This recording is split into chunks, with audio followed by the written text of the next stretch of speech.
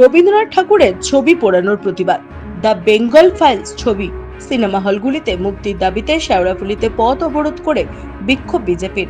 Sheoraphuli Udayan cinema হলের সামনে অবরোধ করে বিজেপি সমর্থকরা। পুলিশ অবরোধকারীদের টেনে রাস্তা থেকে সরানোর চেষ্টা করে।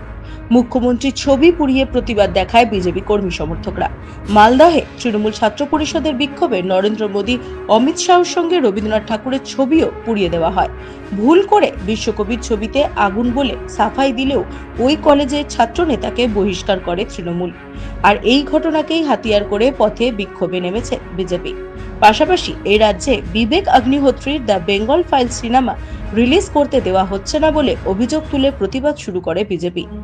চাপদানি বিজেপি মণ্ডল 4-এর পক্ষ থেকে এই প্রতিবাদ সংঘটিত হয় বলে জানা গিয়েছে।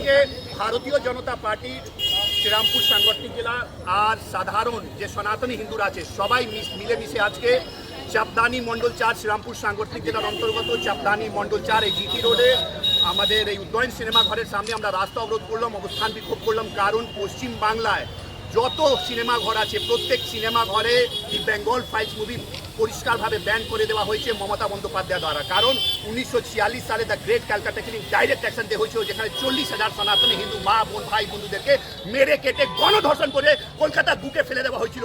না করে 5,000 থাই আমাদের মা বোন সনাতনী হিন্দুদের জান থাই কেটে ঝুলিয়ে দেওয়া হয়েছিল কলকাতার বুকে।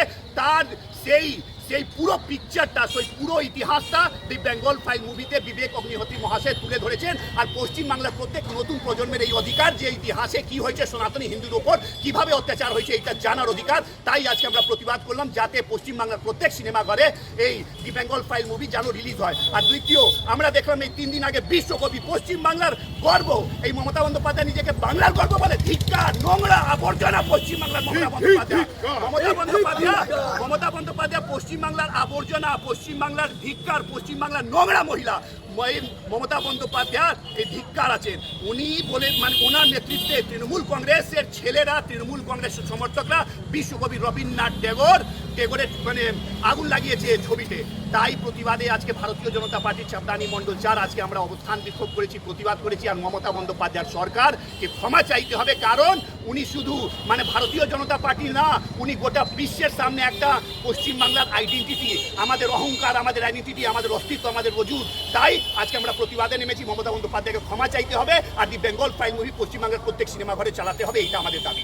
এর জন্য আজকে রাস্তায় আপনারা আজকে আমরা এই যে মমতা ব্যানার্জির স্বৈরাচারী সরকার যে শুধু গণতন্ত্রের উপেক্ষা করে আজকে আমাদের বেঙ্গল ফাইলস মুভিকে চলতে দেয়নি সারা পশ্চিমবাংলায়, এবং তার সাথে সাথে বিশ্বকবি রবীন্দ্রনাথ ঠাকুরের অপমানস্বরূপ ওনাদের ছাত্র সংগঠন তার ছবি প্রতিকৃতি জ্বালিয়েছে। তারই প্রতিবাদে আজকে আমরা শেওড়াফুলি উদয়ন সিনেমার কাছে চাপদানি মণ্ডল 4-এর তরফ থেকে প্রতিকে পথ অবরোধ রাখলাম। আগামী দিনে যদি এই বিষয়ে ক্ষমা না চাওয়া হয়, রাজ্য বিজেপির তরফ থেকে বড় আন্দোলনে আমাদের রাজ্য নেতৃত্ব নামবে।